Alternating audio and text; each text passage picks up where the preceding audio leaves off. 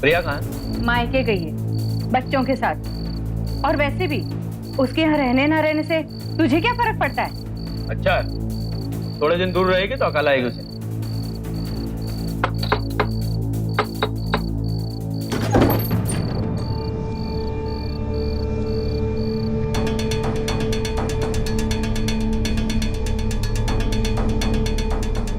लो, वो पण આવી ગઈ।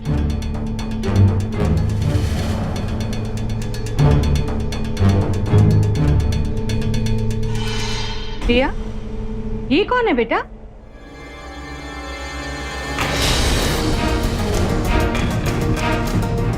विवेक, वो हमारा बेडरूम।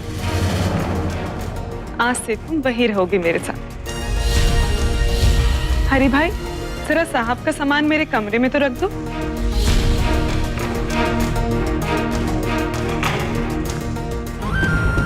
ये क्या मजाक है प्रिया? मजाक नहीं, विवेक आज से यहीं रहेगा, इसी घर। प्रिया, हाँ तो શું બોલે છે वो? बेटा, ये पाप है।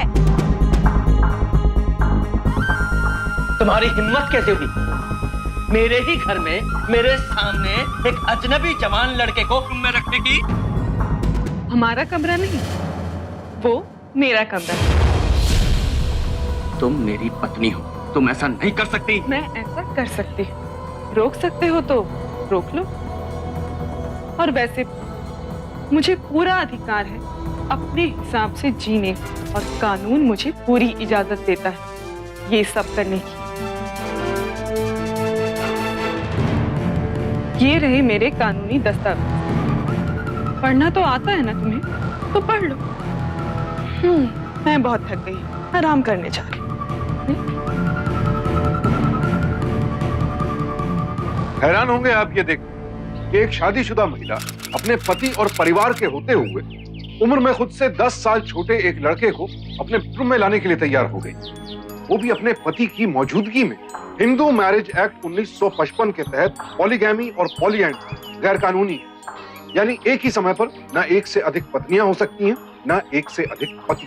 इसके बावजूद प्रिया ने ये चौंकाने वाला कदम क्यों उठाया, और वो ऐसा क्यों कह रही थी कि उसे ये करने का पूरा हक है? आखिर प्रिया की इस हैरान कर देने वाली हरकत की हकीकत क्या है?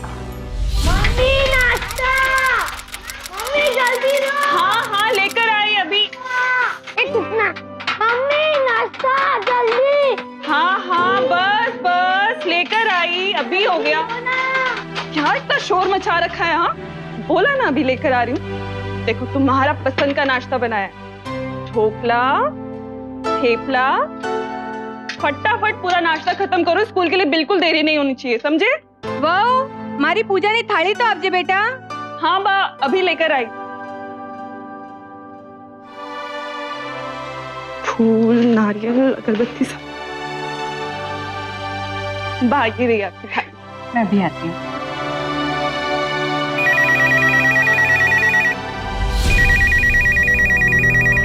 हेलो। हाँ जी, मैं एडवोकेट राजू भाई बोल रहा हूँ। जिग्नेश भाई से बात हो सकेगी? एडवोकेट, क्या कुछ प्रॉब्लम हो गई है क्या? हाँ, वो एक्चुअली मैं उन्हें ही बता दूंगा। आप उन्हें बुलाएंगे प्लीज? देखिए वो तो बाथरूम में है, आप मुझे बता दीजिए। ठीक है, मैं बाद में फोन करता हूँ।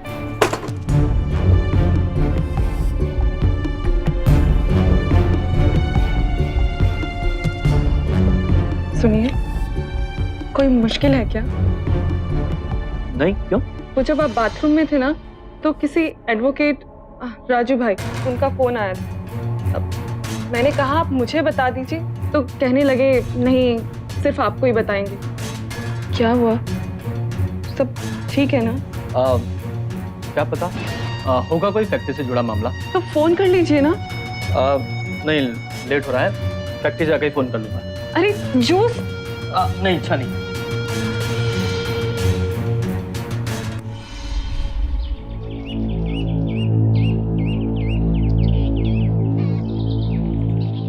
सो अच्छे हो, क्या सोच रही है बेटा? वो आज सुबह ना एडवोकेट का फोन आया था। हाँ तो कह रहा था कोई जरूरी बात करनी है इनसे।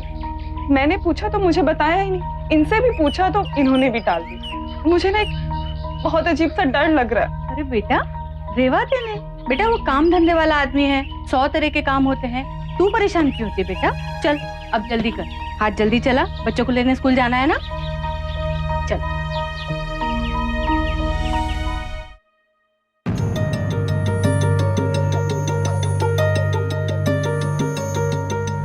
वाह वाह वाह वाह बेटा, भाई ये सब क्या हो रहा है?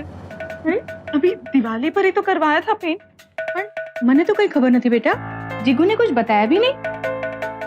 हाँ नहीं, बेकार में गेस्ट रूम पेंट करवा रहे हैं, इसकी कोई जरूरत तो है नहीं। अब ये तो मुझे नहीं पता, जिग्नेश कुछ कर रहा है तो सोच के ही कर रहा होगा, जरूर कोई खास आने वाला होगा। तू चिंता नहीं कर, हूँ हमना आऊँ छू।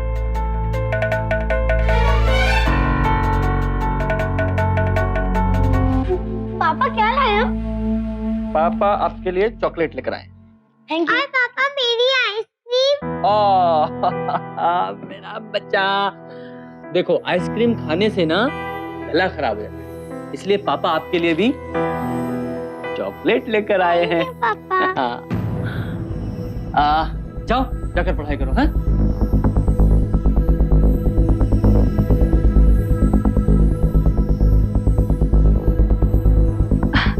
आ गए आप? क्यों नहीं आना था क्या? रोज इसी टाइम पे तो आता हूँ।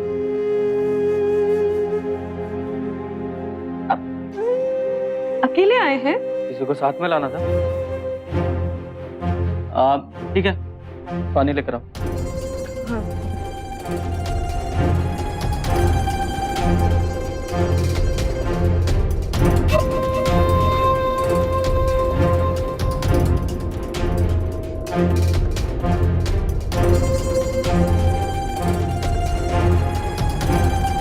पानी। कोई आने वाला है क्या? हाँ। अच्छा, कोई स्पेशल आने वाला है? आपने पेंट करवाया, सजावट करवाई, अभी दिवाली पर ही तो सब ठीक करवाया था। यहाँ तो यहाँ बच्चे सोते हैं ना ही हम। क्या है ये सब? तुम मेरे ऊपर पुलिस लगी हुई हो क्या? हर वक्त सवाल पूछती हो, किसका फोन था, क्या बात हुई, ऑफिस से आ गए क्या, अकेले ही क्यों आए, कमरा क्यों पेंट करा रहे हो?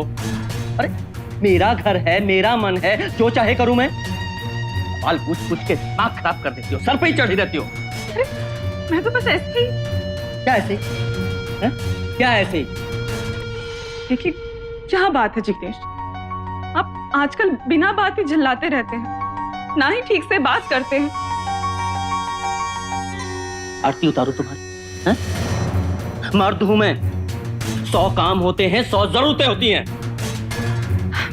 मैं तो बस यही पूछ रही थी ना कि कौन आने वाला है।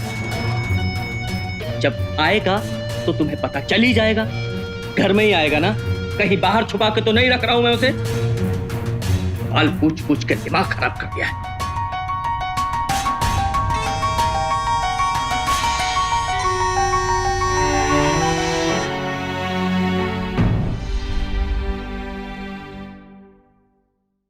मोहन, स्मिता, प्रिया,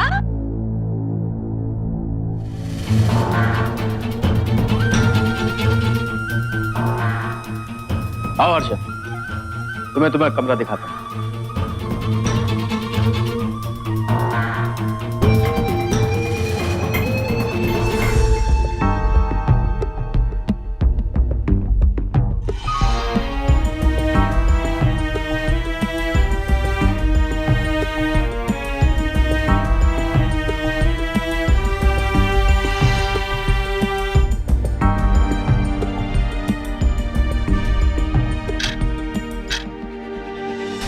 दूध।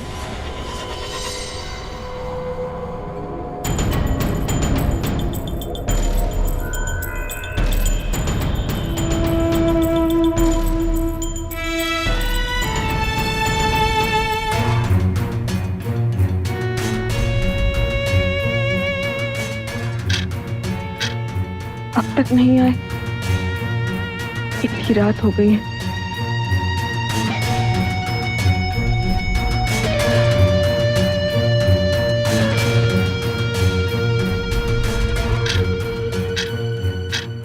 इतनी रात गई, मेहमान के कमरे में क्या कर रहे हैं ये? ऐसी कौन सी बात है जो इन्हें इतना टाइम लग रहा है?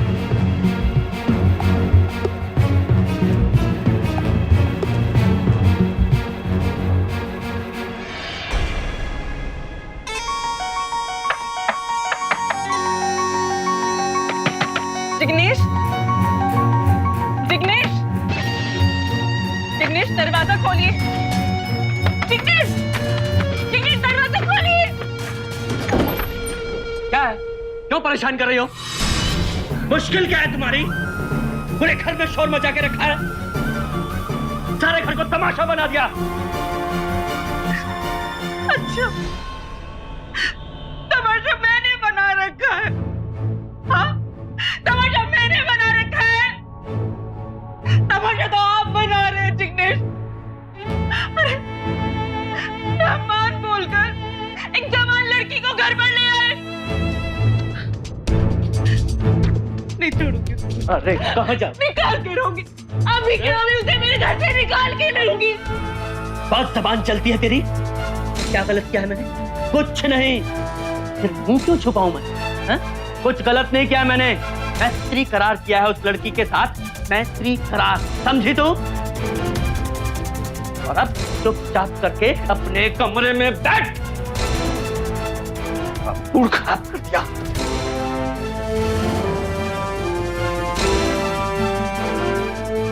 मैत्री करार। आप में से ज्यादातर लोग शायद पहली बार ये शब्द सुन रहे हो, लेकिन कुछ सालों पहले तक देश के कुछ इलाकों में ये एक बेहद आम शब्द था। इस करार के मुताबिक कोई शादीशुदा व्यक्ति अपनी पहली पत्नी के होते हुए किसी और महिला से मैत्री संबंध बनाकर उसे घर ला सकता था और उसके साथ संबंध स्थापित कर सकता था। हैरानी की बात यह है कि कानून के विरुद्ध इस प्रथा को पूरे समाज की स्वीकृति मिलती थी। यकीन नहीं होता कि कोई भी समाज ऐसी प्रथा को कैसे स्वीकार कर सकता है। इस तरह के बर्ताव से न सिर्फ पत्नी बल्कि पूरे परिवार पर क्या बीतती होगी इसका अंदाजा लगाना भी मुश्किल है। लेकिन जिग्नेश जैसे लोग इस करार की आड़ में अपनी अय्याशी को अंजाम देते थे और प्रिया जैसी औरतें जहर का घूंट पीकर उठती रहती थी। संभाल अपने आप को बेटा, संभाल अपने आप को।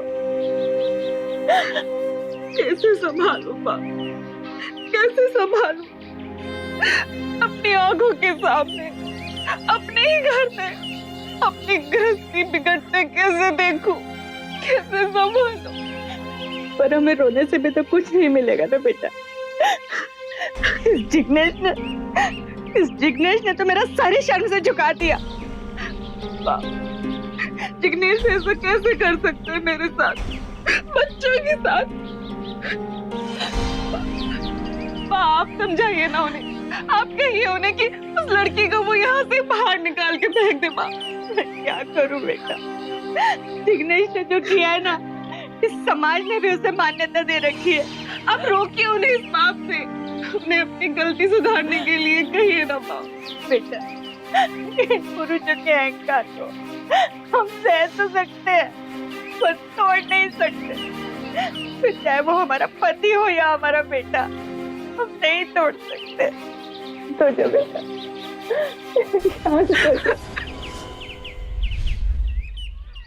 हमारी प्रिया में क्या कमी है? घरेलू है, सारी छे, सुंदर छे, तुम्हें खुश रखती है। अरे मोहन और श्वेता के बारे में तो सोचो, क्या गुजरेगी उन बच्चों पर? क्यों बसी बसाई गृहस्थी को तोड़ने निकले हो तुम? क्यों हक छीन रहे हो उनका?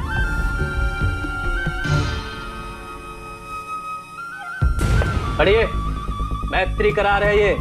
जिग्नेश, मेरे और हर्षा के बीच में मैत्री करार। हर्षा इस घर में मेरे मित्र की तरह रहेगी और उसके यहाँ रहने से आपकी बेटी और आपके नातियों का कोई अधिकार भंग नहीं होगा। यही चाहते ना? यही चिंता है ना आपकी? देख लिया आपने? इस करार के अनुसार एक पुरुष और स्त्री पुरुष की पहली पत्नी के होते हुए सहमति से संबंध बना सकते थे। हाँ, अगर कोई एक पक्ष चाहे तो इस समझौते को रद्द भी किया जा सकता था। लेकिन ऐसी सूरत में उस स्त्री का पुरुष की चल और अचल संपत्ति पर कोई हक नहीं होता था। और अगर इस समझौते के दौरान उस स्त्री को कोई संतान हो जाए तो उसका भी संपत्ति पर कोई अधिकार नहीं होता था। साथ ही साथ उसके लालन पालन की जिम्मेदारी भी पुरुष की नहीं होती थी। जाहिर है कि यह असंवैधानिक करार पुरुषों के लिए अय्याशी का एक लाइसेंस था। महिलाओं के सम्मान के साथ एक भद्दा मजाक। कानूनी है ये करार और समाज भी इसे मान्यता देता है। हो गई आप लोगों की चिंता खत्म? अब आप लोग चैन से अपने घर जाइए और मुझे भी चैन से अपने घर में रहने दीजिए। जिग्नेश चुप थे जा।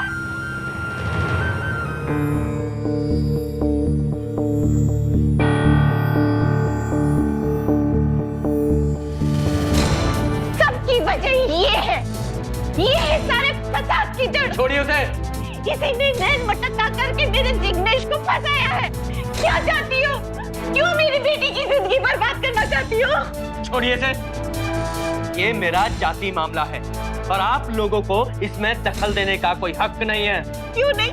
प्रिया मेरी बेटी है, उसके घर में ये शौक नहीं रहेगी। तो ले जाइए अपनी बेटी को इस घर से। जिग्नेश, लेकिन ये इस घर में रहेगी मेरे साथ। समझ गए आप लोग? चलो। जिग्नेश, जिग्नेश क्या जैसे तू? जिग्नेश नहीं आओ। ये क्या कह रही है प्रिया? उस जालिम के साथ रहेगी? ये मेरा घर है। 10 साल दिए मैंने इस गृहस्थी को। इसे संभालना मेरा काम है माँ। मैं नहीं छोड़ के जा सकती इसे। वो औरत के साथ तू रह पाएगी या? किसी और को दोष देने से क्या फायदा, जबकि गलती मेरे पति ने ही की। अगर वो मन के पक्के होते तो ऐसा कभी नहीं होता। मानती हूँ सहना बहुत मुश्किल होगा, लेकिन मैं अपने बच्चों से उनका घर नहीं छीन सकती। मैत्री करार 1 साल का है, उसके बाद सब ठीक हो जाएगा। और वैसे भी बाप, अगर पैरों से कीचड़ लग के घर पर आ जाए, घर नहीं छोड़ा करते, इसलिए मैं नहीं जा सकती। प्रिया के लिए ये 1 साल किसी वनवास से कम नहीं था, जहां एक ही छत के नीचे उसका पति दूसरी औरत के साथ रह रहा था। लेकिन प्रिया ने सोचा वो इस 1 साल को एक बुरा सपना समझकर भुला देगी। साल खत्म होने पर कॉन्ट्रैक्ट खत्म होगा और जिग्नेश फिर से उसके पास वापस आ जाएगा। लेकिन जिग्नेश तो सारी सीमाएं लांघने पर आमादा था, मर्यादा को ताक पर रख चुका था। जब घर में विरोध होना बंद हो गया तो उसके हौसले और बुलंद होने लगे। जब वो अकेली होती, अपने आंसुओं को नहीं संभाल पाती, रातें आंखों में गुजरती और दिन आंसुओं में। जैसे तैसे 1 साल बीता। प्रिया को लगा अब सब ठीक हो जाएगा।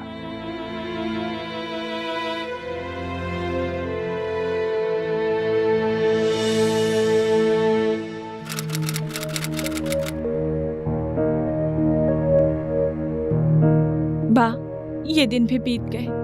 आज हर्षा का जिग्नेश के साथ मैत्री करा खत्म हो जाएगा। लेकिन ये हर्षा बाहर क्यों नहीं आ रही है? मैं देखती हूँ।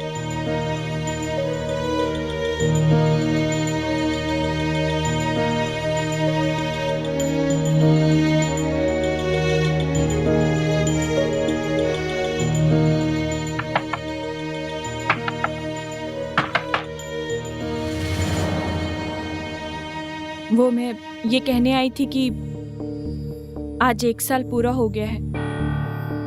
सामान पैक नहीं किया तुमने अपना? वो जिग्नेश जी ने मैत्री करार 1 साल तक के लिए बढ़ा दिया है। कहते हैं शत्रु, कर्ज और बीमारी, इन तीनों को कभी भी छोटा नहीं समझना चाहिए। ये करार प्रिया की जिंदगी में एक बीमारी की तरह दाखिल हो गया था। उसे लगा था 1 साल खत्म होने पर यह करार टूट जाएगा और ये बीमारी खत्म हो जाएगी, लेकिन यही उसकी सबसे बड़ी भूल थी। अगर प्रिया ने 1 साल पहले इस बात का खुलकर विरोध किया होता तब शायद कुछ बात बन जाती, लेकिन उसकी 1 साल लंबी चुप्पी ने जिग्नेश का हौसला और बढ़ा दिया। हमारी खामोशी हमेशा अपराधियों का हौसला बढ़ाती है और हल्का सा विरोध उसे कई कदम पीछे धकेल देता है। प्रिया के लिए अब अपनी चुप्पी तोड़ना बेहद जरूरी हो गया था, सिर्फ अपने लिए नहीं, अपने परिवार के लिए भी। प्रिया, शांत થઈ જા બેટા, શાંત થઈ જા, બધું સારું થશે।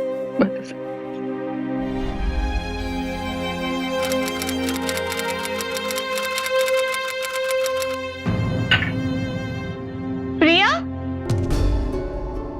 बेटी तू? बा, ये बच्चों का सामान, इनका ध्यान रख। और तेरा? मैं वापस जा रही हूँ। वहां रहने से बच्चों पर बुरा असर पड़ रहा था, इसलिए यहाँ छोड़कर जा रही हूँ। नहीं नहीं, वहां जाने की कोई जरूरत नहीं है। और कितना बेइज्जत होगी तू। बेइज्जत होने नहीं बाबूजी, अपनी बेइज्जती का हिसाब लेने जाऊंगी। जिग्नेश ने मेरी भावनाओं के साथ खिलवाड़ किया है, उसे उसका जवाब तो देना ही पड़ेगा। उसे एहसास होना चाहिए कि उसने कितनी बड़ी गलती की है और उसे इसका हिसाब चुकाना पड़ेगा।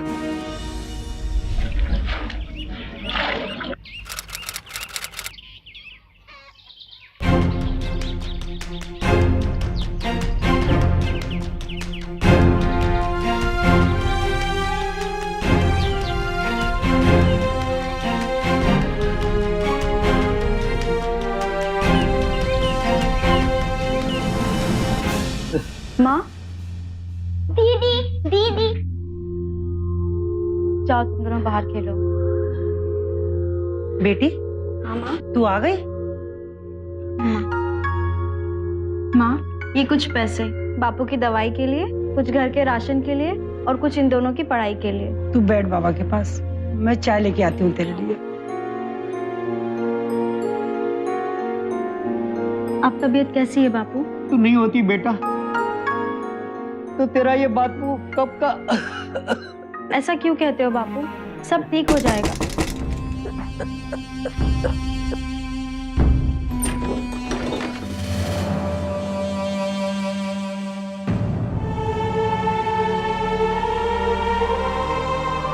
आई एम सॉरी, मेरी वजह से। पर मैं क्या करती, पैसों की बहुत ज़रूरत थी और जिग्नेश जी ने बताया ये जायज़ है। मुझे कुछ समझ में आता उससे पहले ही कॉन्ट्रैक्ट हो चुका था। मुझे पता है मैं आपकी माफ़ी के लायक तो नहीं। माफ तो मैं तुम्हें हरगिज नहीं कर सकती, लेकिन हाँ, यहाँ आने के बाद तुम्हारे प्रति जो नफरत थी जरूर थोड़ी कम हो गई, और उतना ही गुस्सा जिग्नेश के लिए बढ़ गया है। तुम मजबूर थी और जिग्नेश ने तुम्हारी मजबूरी का फायदा उठाया। तुम तो पराई थी, अपने माँ बापू को संभालना था तुम, मगर जिग्नेश के साथ 10 साल का रिश्ता है मेरा, और उसने यही सिला दिया मुझे। देखिए, आप चिंता मत कीजिए, इसी साल मेरी पढ़ाई खत्म हो जाएगी और मुझे नौकरी मिल जाएगी। फिर मैं सच में यहाँ से चली जाऊंगी। तुम्हारे जाने से फर्क पड़ता तो शायद तुम्हारे आने की जरूरत ही नहीं पड़ती। घिन आती है मुझे ऐसे आदमी से, जिसने अपनी जरूरतों को पूरा करने के लिए एक औरत, एक पत्नी और एक माँ के आत्मसम्मान को चोट पहुंचाई। अपने हर दर्द का हिसाब लूंगी मैं उससे।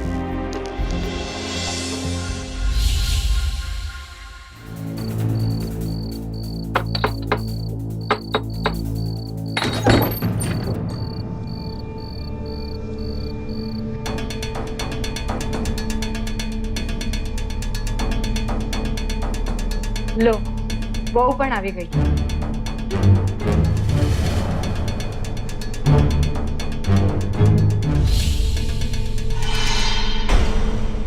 प्रिया, ये कौन है बेटा?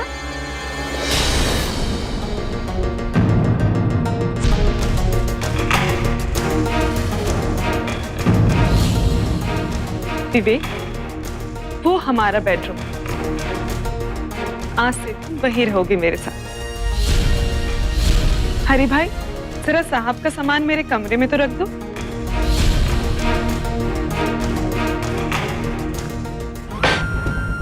ये क्या मजाक है प्रिया? मजाक नहीं, विवेक आज से यहीं रहेगा, इसी घर में। प्रिया, आ तो શું બોલે છે वो? बेटा ये पाप है।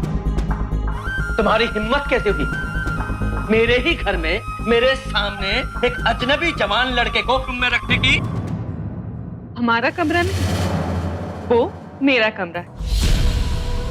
तुम मेरी पत्नी हो, तुम ऐसा नहीं कर सकती। मैं ऐसा कर सकती हूँ, रोक सकते हो तो रोक लो। और वैसे भी मुझे पूरा अधिकार है अपने हिसाब से जीने, और कानून मुझे पूरी इजाजत देता है ये सब करने की। मगर हाँ, मुझ पर हाथ उठाना ये गैर कानूनी जरूर है। अगर मैं चाहूं तो तुम्हारे साथ बहुत बुरा कर सकती हूँ। ये रहे मेरे कानूनी दस्तावेज। पढ़ना तो आता है ना तुम्हें, तो पढ़ लो। मैं बहुत थक गई, आराम करने जा रही हूँ।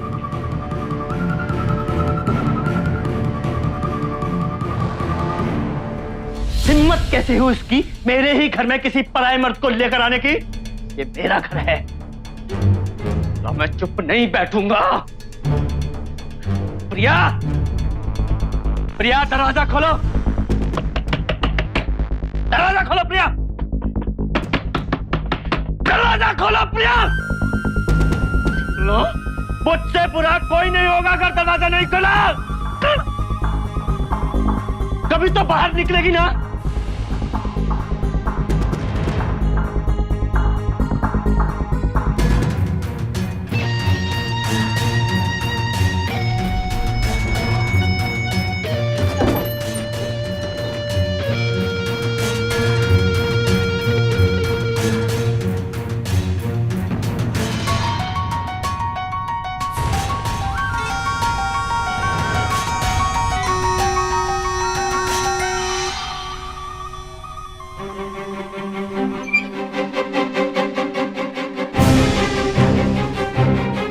क्या समझती है तुम? मेरे ही घर में मेरे सामने अपने यार के साथ गुल खिलाएगी? अब एहसास हुआ जब अपने गाल पर पड़ती है तो दिल पर क्या गुजरती। एक रात बंद कमरे में मैं किसी लड़के के साथ क्या रही, तुम्हारा ये हाल हो। अब पता चला 13 महीने किस हाल में गुजारे हैं मैंने। हर दिन हर रात सो नहीं पाई मैं। अब तुम्हारी बारी है। जब तुमने जो किया अगर वो सही था तो मैं गलत कैसे हो सकती हूँ? जो कानून एक मर्द के लिए है ना, वही एक औरत के लिए भी है। जब तुम्हें किसी ने नहीं रोका तो देखती मुझे कौन रोकता है।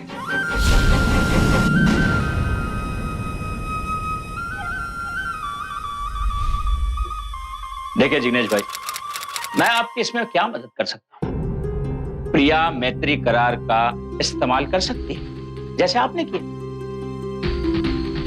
वकील साहब, मैं इसमें नहीं पढ़ना चाहता कि मैंने क्या किया है और वो क्या कर सकती है। मैं सिर्फ इतना जानता हूं कि मैं अब एक पल भी उस औरत के साथ नहीं रह सकता। उसे मेरे घर से जाना ही होगा। बस एक मिनट, आप लीगली ऐसा कुछ नहीं कर सकते जी, क्योंकि वो आपकी पत्नी है और जब तक आप लोगों का डिवोर्स नहीं हो जाता आप उसे अपने घर से जबरदस्ती नहीं निकाल सकते।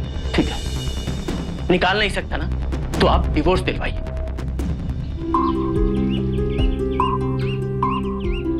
साइन करो। क्या है? तलाक के कागज हैं। मैं क्यों करूं साइन? मेरा कोई मन नहीं है तुम्हें तलाक देने का। प्रिया, मुझे मजबूर मत करो। मजबूर तो तुम हो ही चुके हो। तुम्हें इसी तरह देखना चाहती हूँ। जाओ, पहले कोर्ट से नोटिस भिजवाओ, उसके बाद जवाब दूंगी। ठीक है, अगर तुम्हारी यही मर्जी है तो यही सही। अब कोर्ट में मिलेंगे हम।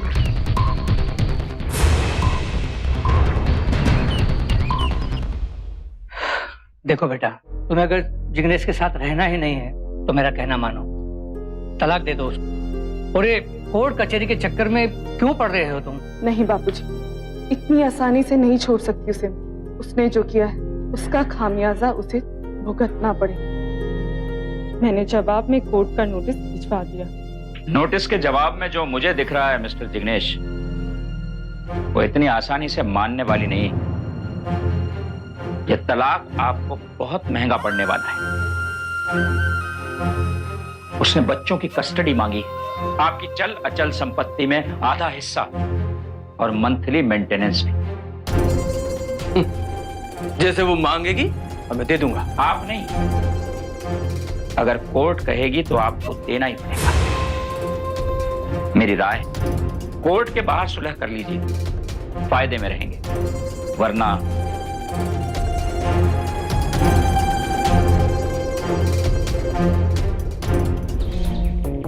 प्रिया, तुमसे बात करनी है। बेटा जाओ गार्डन में जाकर खेलो। घर चलो प्रिया। तुमने ही मुझे घर से बाहर निकाला है। जो गलती हो गई उसे सुधारना चाहता हूँ, माफ कर दो प्रिया।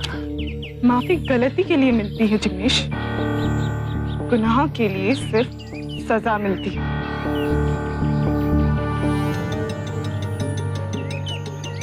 हाँ बापू जी, मैं आपके आगे हाथ जोड़ता हूँ, पैर पड़ता हूँ।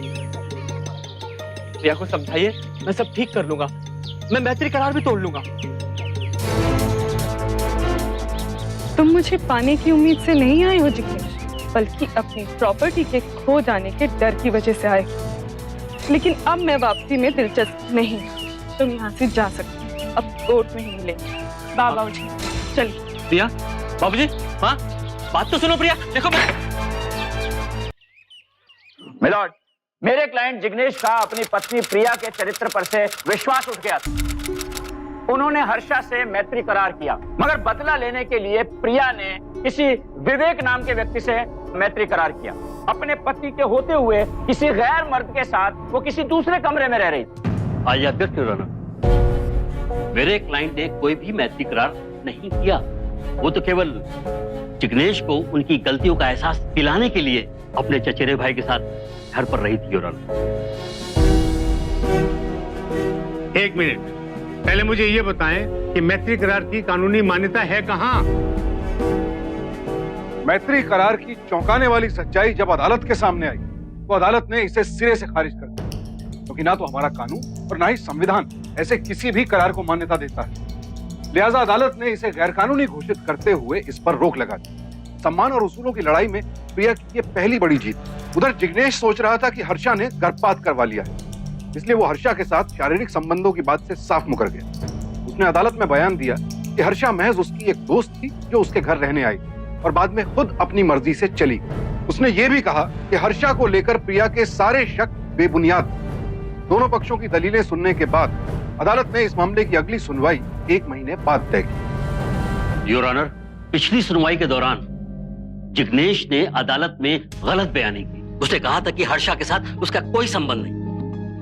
इसलिए योर ऑनर, मैं हर्षा को कोर्ट में पेश करना चाहूंगा। इजाजत है। Thank you your honour. अब कुछ सच सच बताओ। जज साहब, मैत्री करार के नाम पर जिग्नेश जी ने मेरे साथ 1 साल तक शारीरिक संबंध रखे। ये रहा सबूत योर ऑनर, हर्षा के पेट में पल रहा जिग्नेश का बच्चा। जज साहब, मजबूरी में आके मैं पहले ही बहुत बड़ी गलती कर चुकी थी, मैत्री करार करके, और अब इस निर्दोष बच्चे की जान ले लूं, ये मुझसे नहीं हो पाया। इसीलिए जिग्नेश जी के कहने के बाद भी मैंने गर्भपात नहीं करवाया। जज साहब, हर्षा के बयान से साबित होता है कि जिग्नेश ने मैत्री करार नामक गैर कानूनी दस्तावेज के आधार पर हर्षा से शारीरिक संबंध बनाए और प्रिया और उसके बच्चों के मानसिक तकलीफों का कारण भी बना। संविधान में मैत्री करार का कोई उल्लेख नहीं। किसी भी कॉन्ट्रैक्ट के सहारे किसी भी पुरुष को एक से अधिक औरतों से पत्नी जैसे संबंध रखने की इजाजत नहीं दी जाती और जिग्नेश पर हिंदू मैरिज एक्ट के तहत मुकदमा चलाने का आदेश देती है और राज्य सरकार को आदेश देती है कि मैत्री करार जैसे कुरीतियों पर फौरन अंकुश लगाए। साथ ही प्रिया के तलाक के अधिकार को जायज भी मानती है। अदालत के इस फैसले के बाद मैत्री करार पूरे देश में सुर्खियों में आ गया। देश भर में मैत्री करार के विरोध में आवाजें उठने लगी। लिहाजा सरकार ने इसे गैरकानूनी घोषित कर दिया। इस बड़े कदम से जहां एक तरफ हर्षा जैसी कई लड़कियों की जिंदगी बर्बाद होने से बची, वहीं जिग्नेश जैसे अय्याशों पर भी कानून का शिकंजा कस गया। जिग्नेश भाई, आपके लिए ये केस मैं और नहीं लड़ सकता। आप जानते हैं ना, ये केस आप ऑलरेडी हार चुके हैं। जोशी साहब, मैं बर्बाद हो जाऊंगा, मेरी सारी प्रॉपर्टी चली जाएगी। आप अपनी पत्नी को समझाइए ना कि वो एलिमनी ना मांगे, कोई और रास्ता है नहीं।